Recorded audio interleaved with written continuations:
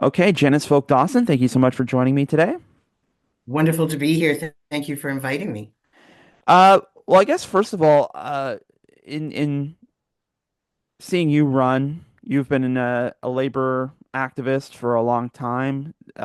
Similar skills, but maybe a different job. I guess instead of building decks, maybe we're building houses now to borrow a metaphor. But how has being a politician changed you from all your years in activism? How has this been a different job experience for you, as it were? I think that it is bringing all those skills that I learned in the labor movement into a different format. And I'm really thankful that I've had those years. I learned to negotiate collective agreements. I was involved in doing policy and regulations with all three levels of government. So it feels like I've been able to bring those skills that I learned as an activist, into being a politician. And what I particularly like about it is that coming from the activist, you're coming from bringing a group of people's opinions and having to sit and listen, not having to, having the opportunity to sit and listen to people and to bring that forward and do organizing in a different way than most politicians do it. So I don't know that it has changed the way that I do things. It is in a different way, and I do recognize that people are often, well, we don't do it that way, and it's like, well, that's the way that labor does it.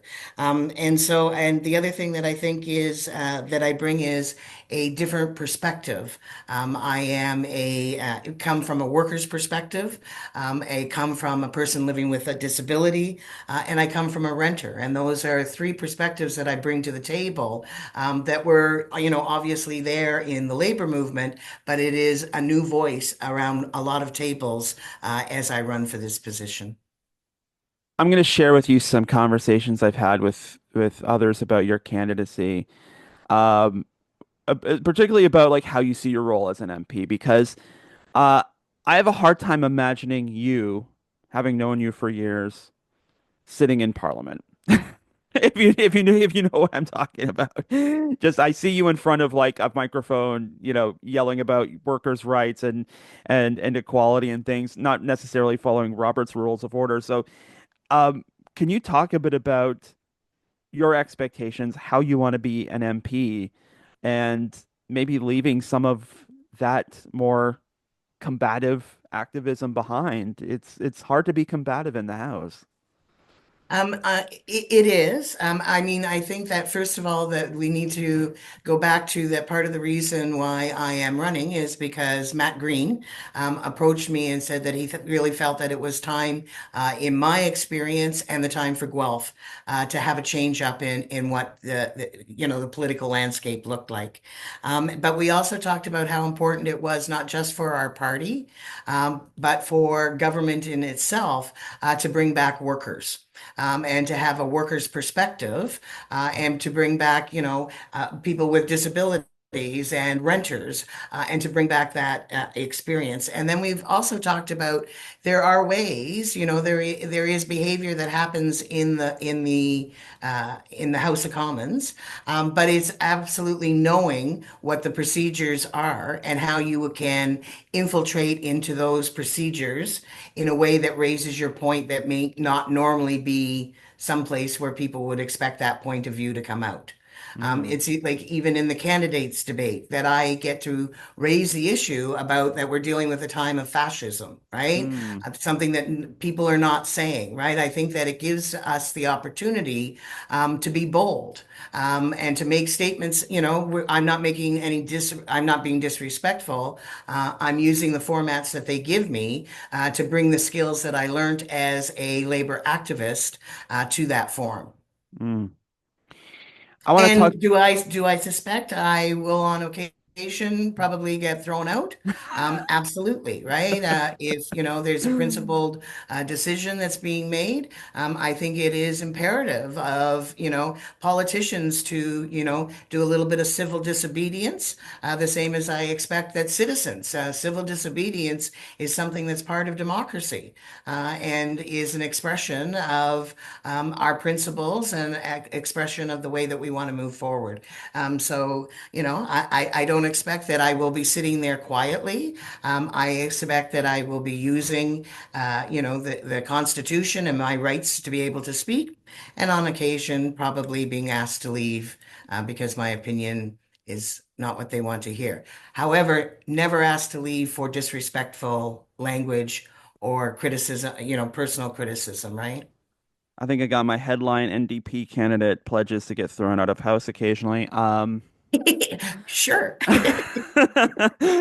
I do want to talk about the greater role that the NDP can play here because I think there's been a concern from a lot of candidates, not necessarily the liberal and conservative candidate, granted, but a lot of the other party candidates or independent candidates running that this is looking like a two-party race, and that's not really what we want in Canada. And I'm wondering from your perspective as the NDP candidate, do you think you have been able to get a fair shake in this election, and that the party's been able to get a fair shake in this election, given, I mean, a lot of the pressures are coming from outside. We're not really talking about Canadian issues. We're talking about the pressures we're facing from the United States. Well, and we need to look, and as I've said in every debate and interview I've done, we are living in a time of the rise of fascism, right? The blueprint is unfolding in front of us. I was one of the ones, one of the first ones, myself and the Labour Council president in London, talking about how we were watching Proud Boys coming onto our university campuses, coming into our communities. This has been going on for 10, 12 years, right? And it's unfolding. They're in the high schools now.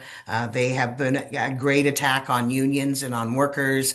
They're attacking the equity groups, and now they've caused economic disruption. And so I think that it is a uh, failure of our political system also, that we are not at the point where we're doing first past the post, and so Mm, we have forced people into first past the post sort of election where it's one or the other, and that the mathematical nightmare that occurs and how we elect our government is not representative of the people. And so what I have been hearing at the doors is people are absolutely terrified. They want to stop the rise of the right. And the way that our political system is set up is that the only way to do that is to vote for the liberals. And so many people, and I've had, NDPers who have cried to me and said, out of anybody, Janice, and now is definitely your time, but they are absolutely terrified of what would happen if the liberals do not get enough seats in this. And there's no way to mm, actually figure that out. And our whole polling system it is playing with people's heads, right? And so people are absolutely terrified. And so I think that one of the things that we need to do, one of the very first things that we need to do, is fix our electoral system, right? And I personally am very fond of mixed member proportional representation, where you get a vote for your local candidate and you get a vote for the party. And I think that people would feel then both ways, that both of those votes would actually count, and where people right now feel that neither of like that their vote doesn't count. And so that skews it even more, right? Is so a lot of people who are good people with really good intentions are not voting, and those people who have an agenda are outvoting. Right. mm, And so it skews it even more. Right. But it is mm, our electoral system that is messing people up. And then quite clearly, Trump has been very good at this game. Shock doctrine, right, is what we're in. Right. It is unbelievable. I thought I mentally prepared myself for him to be elected the second time. I mm. wasn't the first time, and I went down for a couple of days. And this time I thought, okay, I'll be prepared. I'll be prepared. But I was not prepared that he would take such an aggressive, I thought it was going to be a social media campaign again, right? That he would be, Mm, I never expected him to be issuing these executive orders, these destructive executive orders in the rapid succession that he is doing them. I never expected him to be attacking equity groups to the level that he is. I never expected him to cause this amount of economic chaos, not only in his country, but around the world, right? So he's changing the whole landscape, and it's everybody's political system that is allowing him to do that. hmm. Yeah, and that's tough though, right? Because I think that he makes a lot of noise and it's hard to shut off that noise. And I think Donald Trump is someone who's only interested in noise. As long as he's Yeah, ranting and raving and yelling and screaming and people are giving him that attention, he doesn't really care what the outcomes are. For people like us who are interested in policy and are interested in inputs and outputs and whether or not we can do things differently, it's hard to make a case, especially amongst people, and I'm sure you see this at the door, people who don't pay attention to politics in quite the same yeah, way we do. And how do yeah, you overcome the noise to get to, and you talked about this a lot, envisioning the NDP as the conscience of Parliament. And I'm wondering how hard that is, how hard a case that is to make when people are just like, this guy is so loud, so obnoxious. I'm so scared. I have no idea what will happen in the next 6 hours, let alone in the next 6 months. right. It's really hard to overcome that. It really is, and so what I try to take from it is that we are waking up to realize that we need to create a movement again, right? Mm, And so I am taking this as a rebuilding of the party and of our political system and of our community of absolutely. And I think that it's been incredible this time to have the Greens and the NDP working together on other issues. And as you heard Anne Marie say last night, and I've talked about in a couple of the debates, we're talking about having a Guelph chapter of resilience and resistance and resilience, because we certainly, this does not end with this election. And whoever is elected as MP is going to have to work with all of our community to make sure that Guelph is be able to calm the fears, because that is what I'm hearing at the door, is just what you're talking about. People are absolutely terrified. People are telling me they can't make it paycheck to paycheck now. They're barely making it.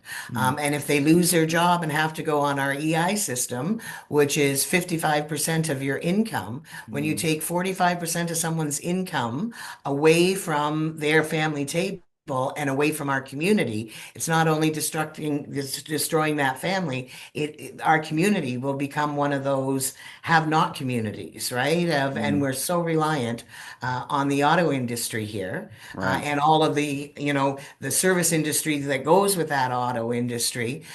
We are in a very scary time for Guelph, right? And so we need to make sure that we have a group of people who are pushing for a robust EI system, a robust government supports. I mean, I can't believe that we have our seniors on OAS that is, well below the poverty line. And we're talking about just doubling OAS, where it still doesn't get them to the poverty line. Like, that is, how do we expect people to be able, as costs go up, without some sort of community support? And I have to tell you, I am beyond I keep thinking about how many laws there are, bylaws and laws that there are about, but we're now not longer able to feed people on the street, Mm, right? Like, how did we get to a mm, point where there's somebody hungry in our community and there's bylaws that stop us from being able to provide them food?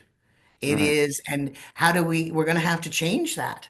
And hopefully this chapter starts to change and stops allowing people to be legislated into poverty. And it's going to take a community effort to do that. To dig a little further into that, though, I think there's an appreciation that our systems aren't working the way we want them to. Whether that's EI, whether that's ODSP, the electoral system for that matter. Changing is a risk, and people aren't necessarily sure which. I think the electoral system's a really great example of that. Some people are like, well, if we had ranked ballot, that'd be okay. I'm a bit iffy on mixed member proportional or whatever it is. Um, it's tough in a situation where people feel like they're under siege. And I think we saw this in the provincial election too. Doug Ford remains the least popular premier in Confederation, but the people who voted anyway still sent him back to be premier for another 4 years. But I think because he's a known quantity, it would be a risk to say let's have Premier Merritt Stiles or Premier Mike Schreiner or Premier Bonnie Crombie.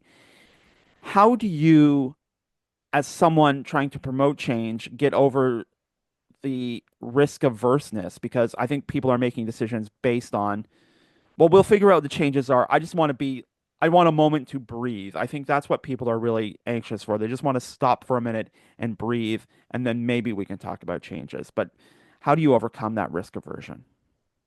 I think that we need to offer that there are other solutions. I mean, when we look at the housing solution, right? We knew how to do it in the 80s and 90s, right? When we were building homes, and we were talking about renting. Were there problems with that? Absolutely. But now we have the ability to look at what those problems were and to readjust them. And then we just need to look elsewhere. You know, I was very fortunate this last year to go with my partner. We went to Germany, where we watched where 70% of Germans rent their apartments, right? Their apartments are not the high rises that we have. They're the 4, 6 stories. They're longer than our apartment buildings. Instead of being high and narrow, they're wide and not as high. And when you have an apartment, then you're attached to a community garden, which is the hub of that community. And I was really concerned of like how do you get property taxes if everybody's renting?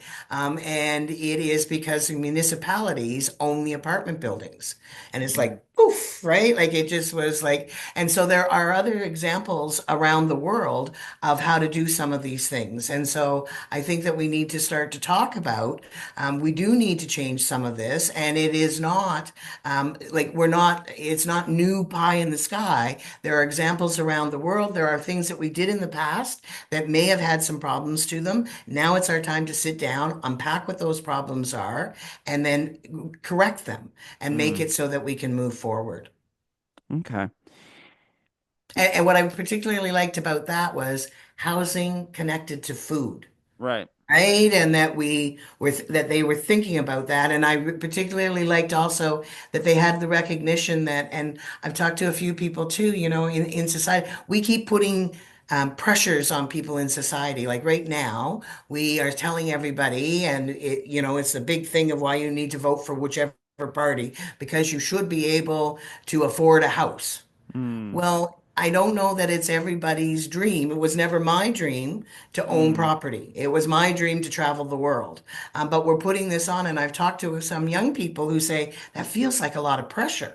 If you don't want to own it, you feel like, oh, I'm not fitting in, I'm not doing it. And when you look at the how you get the money to be able to do that, that absolutely influences what your life is going to be like. And then we talk about no life balance, right? But we are pushing a society that is about commercialism, right? And materialism, right? And we recognize that the climate, the environment, we're in really bad, but we're not talking about how do we, only purchase what it is that we need, how we are, what it should be is one safe job, get you a roof of your choice. And good food on the table and access to education and to healthcare with a little bit of money left over for savings and social enjoyment, right? right. That should be what we're looking for, right? Not this forcing of you haven't made it. It's the Canadian dream to have a home. That is not the Mm, Canadian dream for everybody. right. Most definitely, if that is your dream, then we have to figure out the pathways to get you there. Right. And I think there's also, you can say that we've also turned home ownership into an RSP as well. Exactly. When we started to make it, it was an investment. Right. in comparison to your life home and the quality of your life. And then we look at all of these real estate interest trust groups that Mm, are buying both up our rental properties and our commercial properties. That's pretty, that's destructive to our communities, right? That these empty, you think of the folks that are underhoused, that are living in our community right now, with the number of, there's like over 1,000 empty units. And I say that number because not all of those units are accessible that are out there also. mm, Because that's another big issue is that one of the things, the I wish that we would think about our communities as being inclusive mm, instead of universal.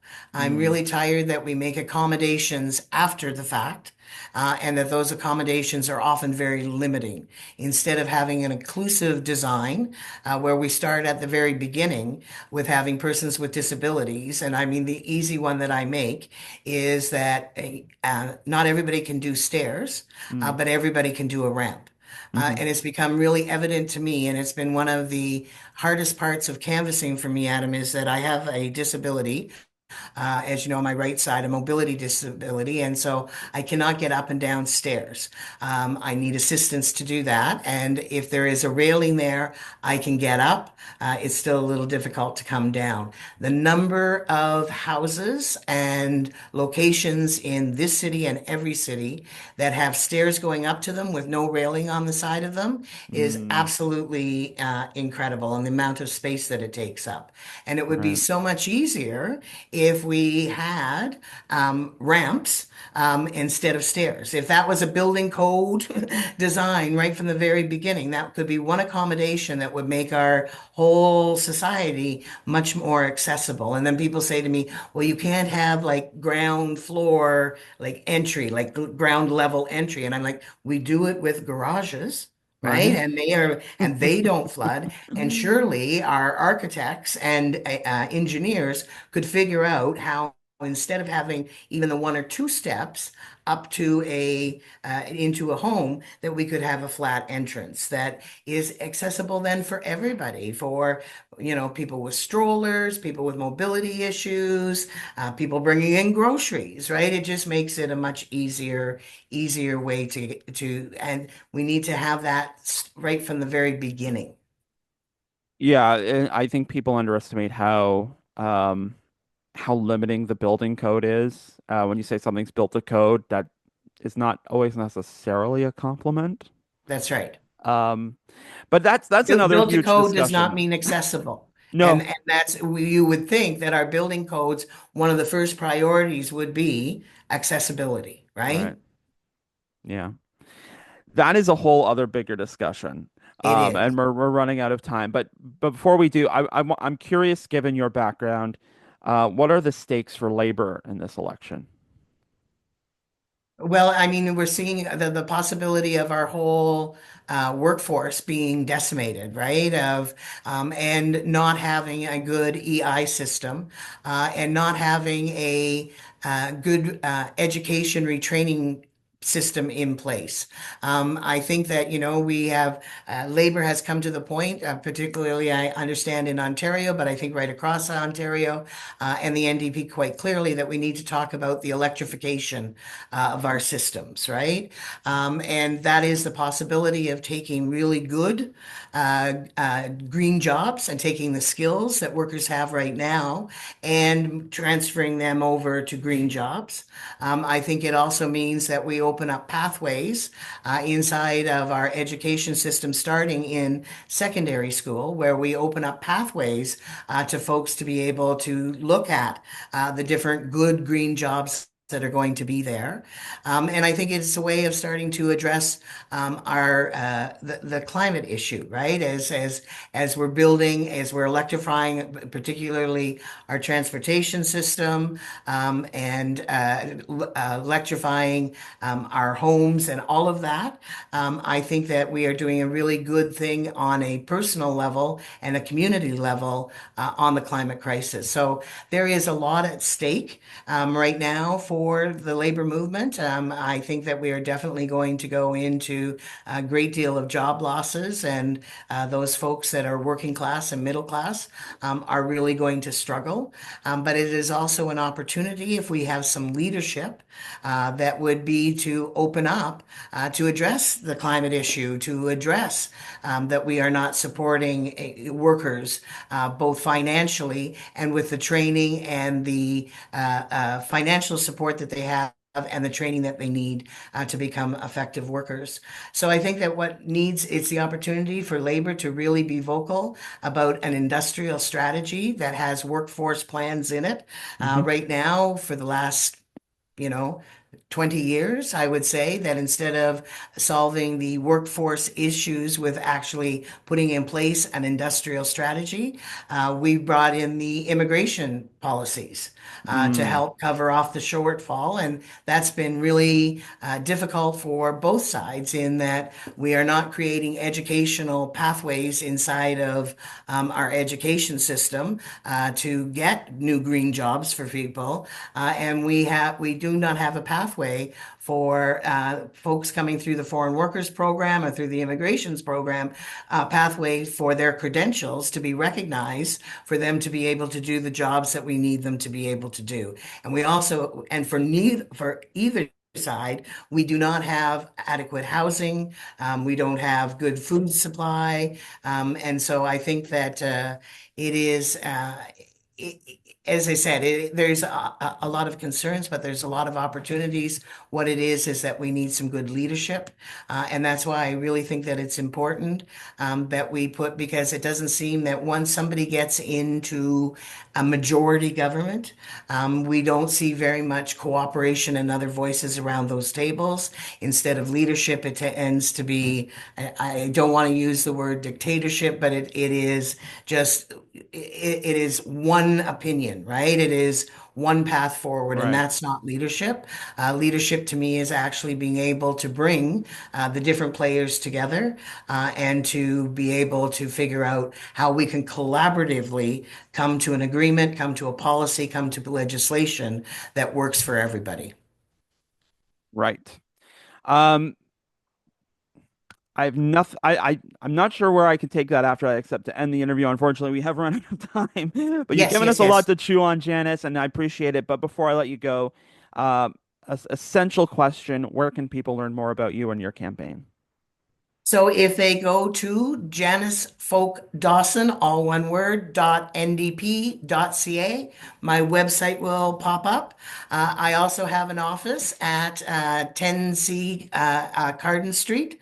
Love being in a community hub. I really appreciate that my donations are actually going back into the community instead of being paid to a commercial, a corporate a lease.